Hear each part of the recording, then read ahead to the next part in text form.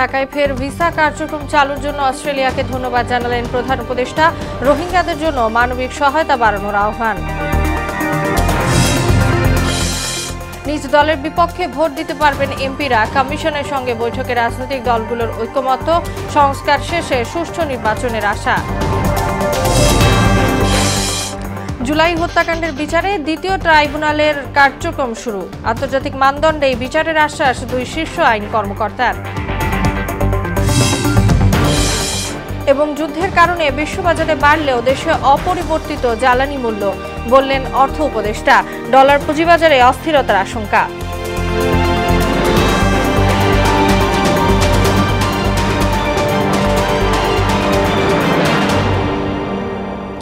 আসসালামু আলাইকুম, সবাইকে মোহনা সংবাদে স্বাগত। শুনছিলেন শিরোনাম, সঙ্গে আছি তাসনুবা বিনতে তাহের। এবার বিস্তারিত। ঢাকায় ফের ভিসা প্রক্রিয়া কার্যক্রম চালু করার জন্য অস্ট্রেলিয়াকে সরকারকে ধন্যবাদ জানিয়েছেন প্রধান উপদেষ্টা অধ্যাপক মাহমুদ ইউনূস। রাষ্ট্রীয় অতিথি ভবন যমুনায় অস্ট্রেলীয় হাই কমিশনার সুজান রাইলের সঙ্গে সৌজন্য বৈঠকে তিনি এই অনুভূতি প্রকাশ করেন। আসন্ন জাতীয় নির্বাচন সম্পর্কে অধ্যাপক ইউনূস বলেন, বহু বছর পর প্রথমবারের মতো ভোটারদের জন্য এটি একটি উৎসবমুখর ও আশাব্যঞ্জক উপলক্ষ হবে। জবাবে হাই কমিশনার জানান, এখন থেকে বাংলাদেশিরা ভিসার জন্য অনলাইনে আবেদন করতে পারবেন।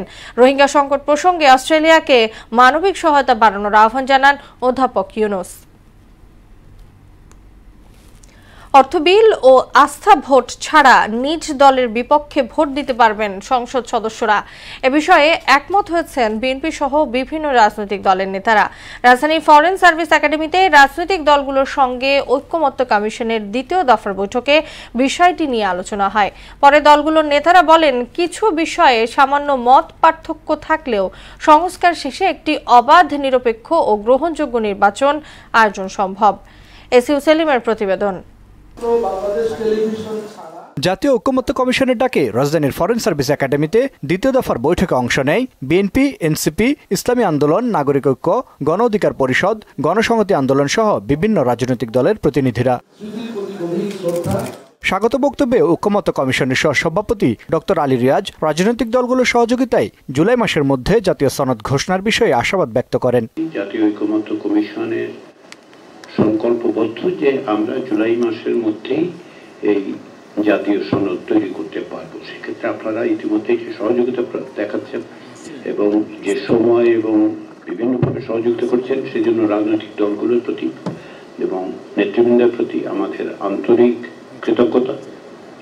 আমরা আশা করছি যে এই প্রক্রিয়া অব্যাহত থাকলে আমাদের পক্ষে অভিষ্ট লক্ষ্য অর্জন করা সম্ভব হবে। বৈঠক শেষে বিএনপির স্থায়ী কমিটির সদস্য সালাউদ্দিন আহমেদ জানান, জাতির বৃহত্তর স্বার্থে সব দল ছাড় দিয়ে সংস্কার বাস্তবায়ন ও বৈঠকে আলোচিত বিভিন্ন বিষয়ে একমত পোষণ করে। আমরা চাই জাতীয় ঐক্যমত সৃষ্টি হোক, আমরা সবাই একটা জায়গায় আসি এবং সংস্কারের মধ্য দিয়ে আমরা আমাদের নতুন গন্তব্যে পৌঁছাই এবং আমাদের সেই শক্তিশালী গণতান্ত্রিক বাংলাদেশ আমরা বিনির্মাণ করি। ৭০ অনুচ্ছেদে সংসদ সদস্যরা স্বাধীনভাবে ভোট প্রদান করতে পারবেন দলের বিপক্ষেও। সংবিধানের ৭০ অনুচ্ছেদ সংশোধনের ক্ষেত্রে দুটি বিষয়ে সবাই একমত হয়েছে বলে জানান বৈঠকে অংশ নেওয়া অন্য দলগুলোর নেতারা। মতপার্থক্য সত্ত্বেও ঐক্যমত্য কমিশন অন্তর্বর্তী সরকারকে সহযোগিতা করার কথাও জানান তারা। সরকারকে আমরা নির্বাচনের একটা পরিবেশ তৈরি করা, রাজনৈতিক দলকে রাজনৈতিক সংস্কৃতির পরিবর্তনে কাজ করার আমরা আহ্বান জানাবো। সংবিধানের ৭০ অনুচ্ছেদের ব্যাপারে বলতে পারেন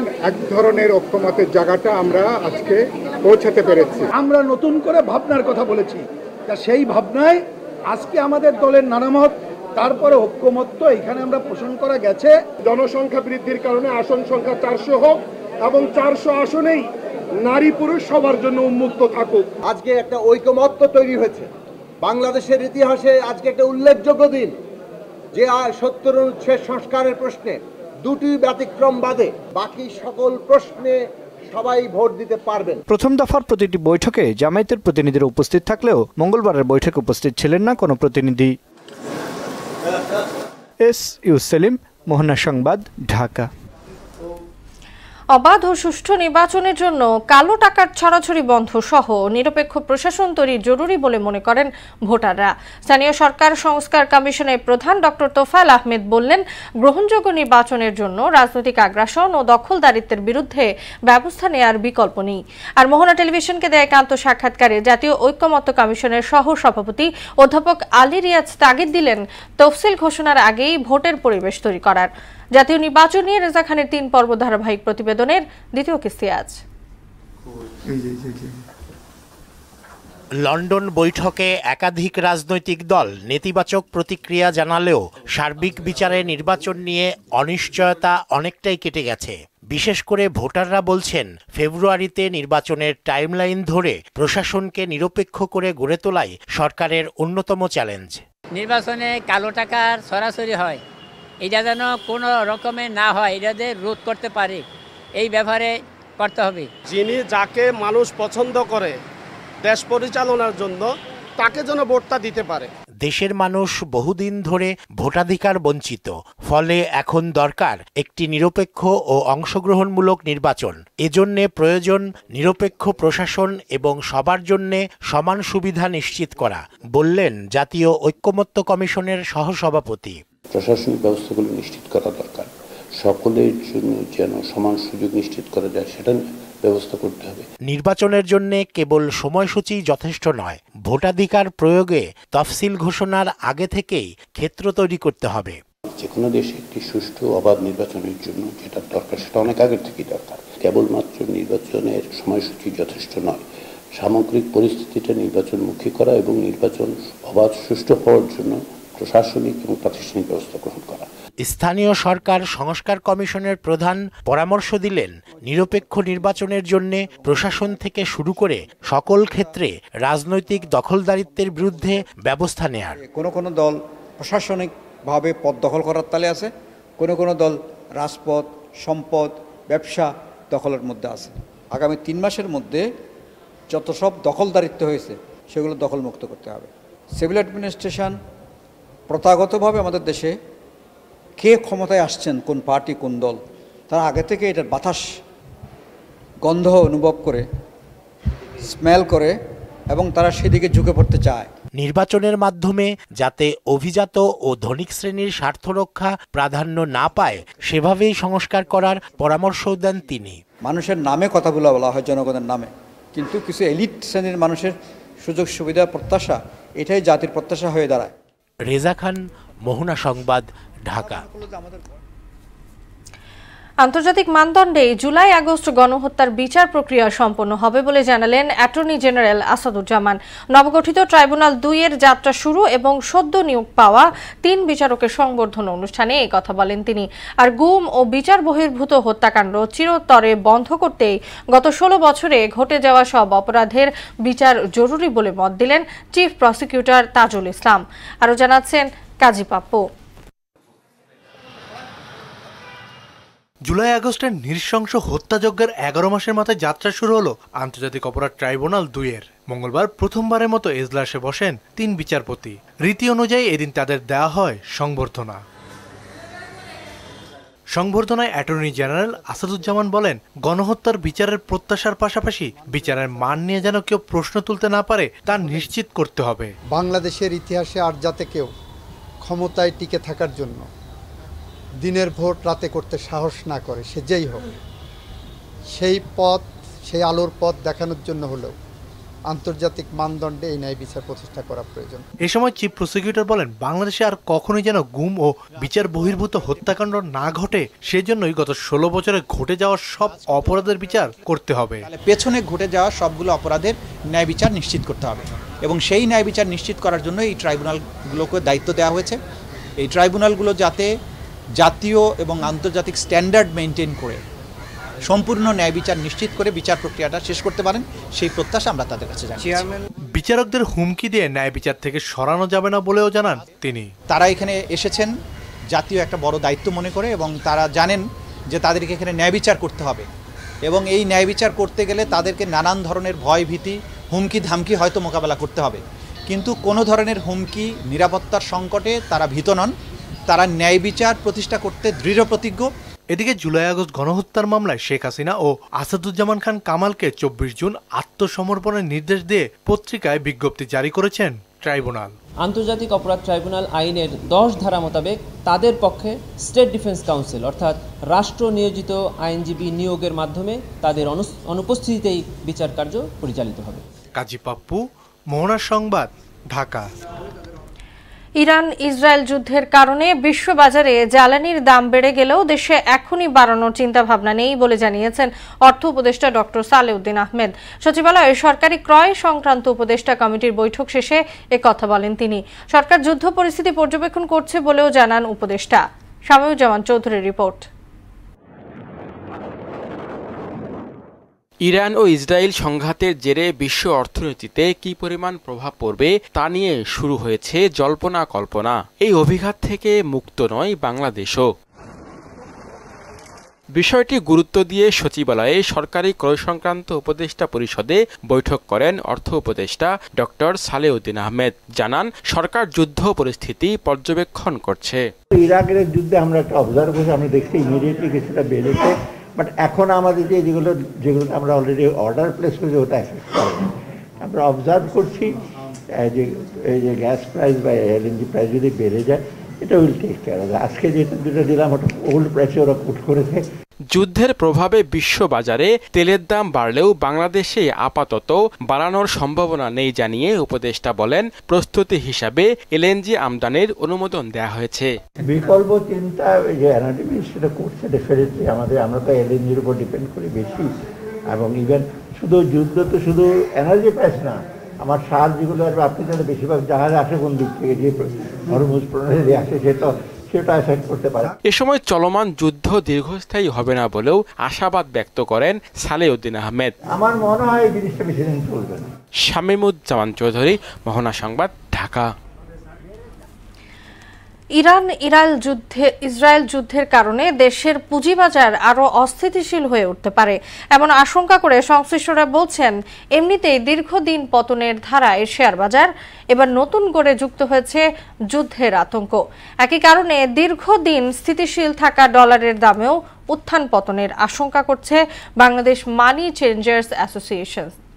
রেজা খানের রিপোর্ট। 5 আগস্ট গণ অভ্যুত্থানের পর দেশের শেয়ার বাজারের মূল সূচক ছিল প্রায় 5200 পয়েন্ট। এরপর ধারাবাহিক পতনে প্রায় 700 পয়েন্ট কমে তা নেমে এসেছে 4600-তে।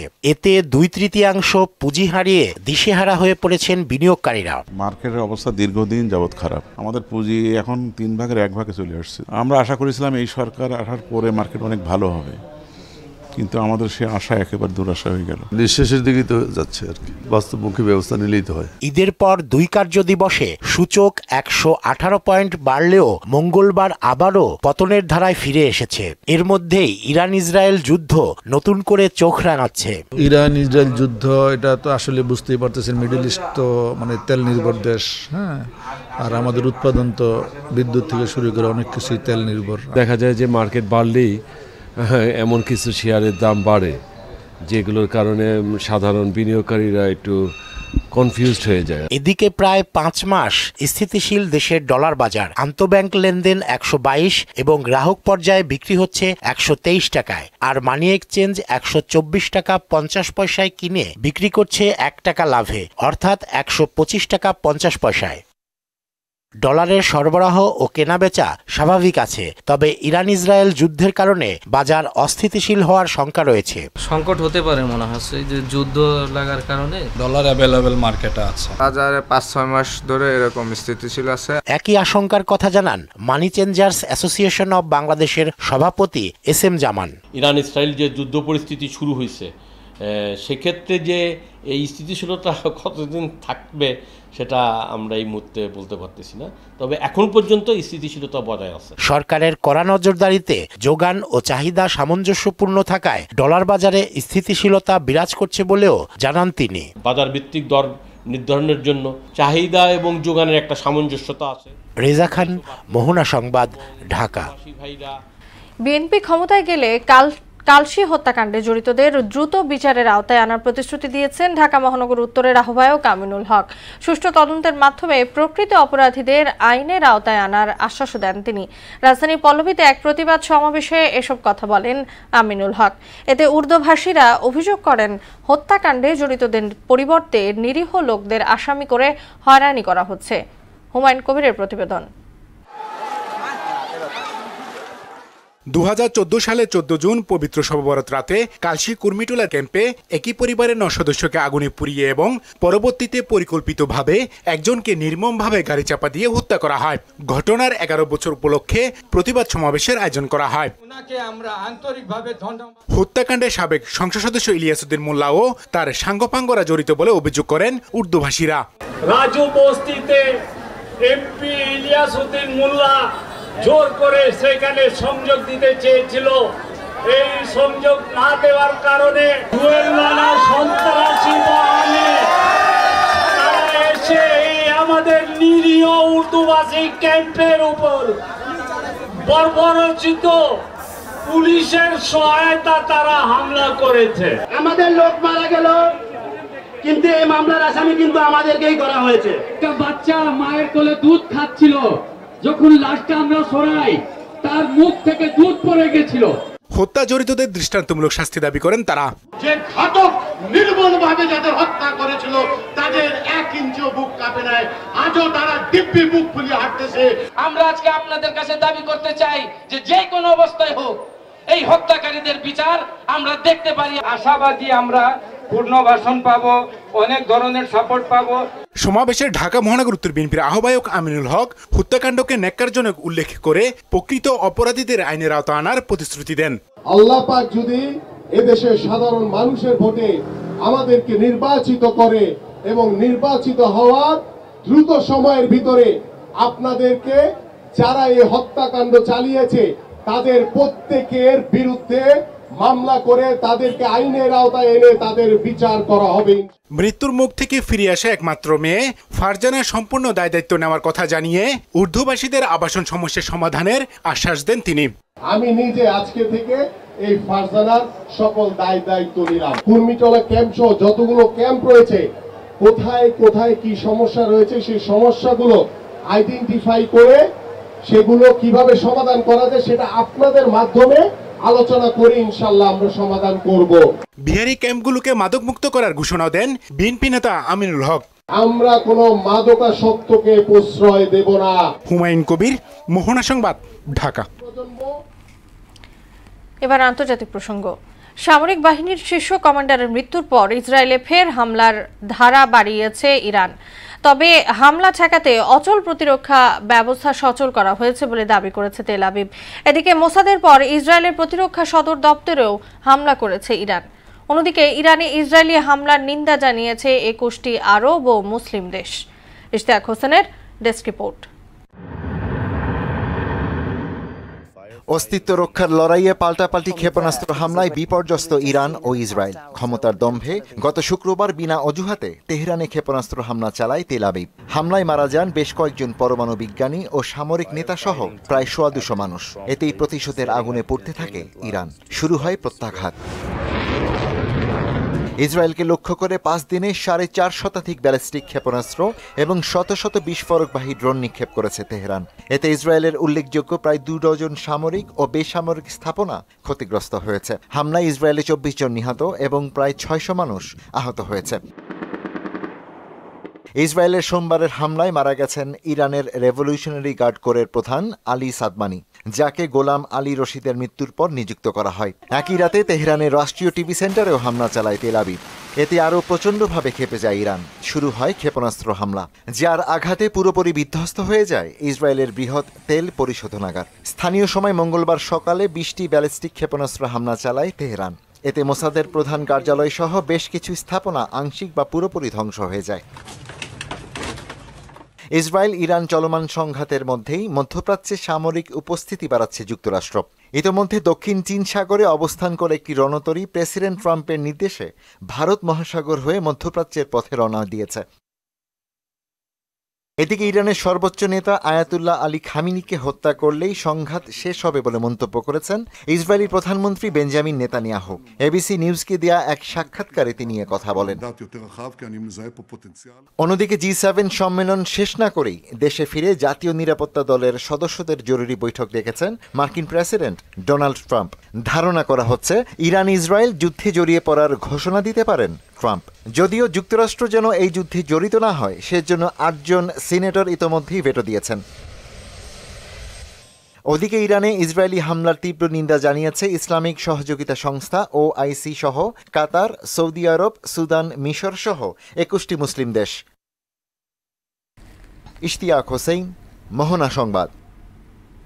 আর্চার এশিয়া কাপ আর্চারির দ্বিতীয় লেগে পুরুষদের রিকার্ভ ব্যক্তিগত ইভেন্টের ফাইনালে উঠেছেন আব্দুর রহমান আলিফ। সিঙ্গাপুরে এই ইভেন্টের সেমিফাইনালে চাইনিজ তাইপের চেন পিন আনকে 6-4 সেট পয়েন্টে হারান 19 বছর বয়সী বাংলাদেশি এই আর্চার। শুক্রবার সোনার লড়াইয়ে জাপানের গাকুতো মিয়াটার মুখোমুখি হবেন আলিফ। সেখানে হারলেও পদক নিশ্চিত তার। রিকার্ভ পুরুষদের বিশ্ব র্যাঙ্কিংয়ে 179 নম্বরে আছেন আলিফ। দ্বিতীয় কোনো বাংলাদেশি আর্চার হিসেবে তিনি এশিয়ান পর্যায়ে সোনার জন্য লড়বেন। এর আগে রোমান সানা এশিয়া কাপ আর্চারির লেগ 3-এ বাংলাদেশের হয়ে সোনা জিতেছিলেন 2019 সালে। শেষ করব মোহনা সংবাদ, যাবার আগে শিরোনামগুলো জানিয়ে দিচ্ছি আরো একবার।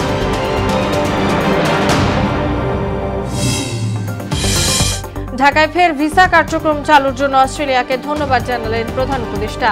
রোহিঙ্গাদের জন্য মানবিক সহায়তা বাড়ানোর আহ্বান। নিজ দলের বিপক্ষে ভোট দিতে পারবেন এমপিরা। কমিশনের সঙ্গে বৈঠকে রাজনৈতিক দলগুলোর ঐক্যমত্য। সংস্কার শেষে সুষ্ঠু নির্বাচনের আশা।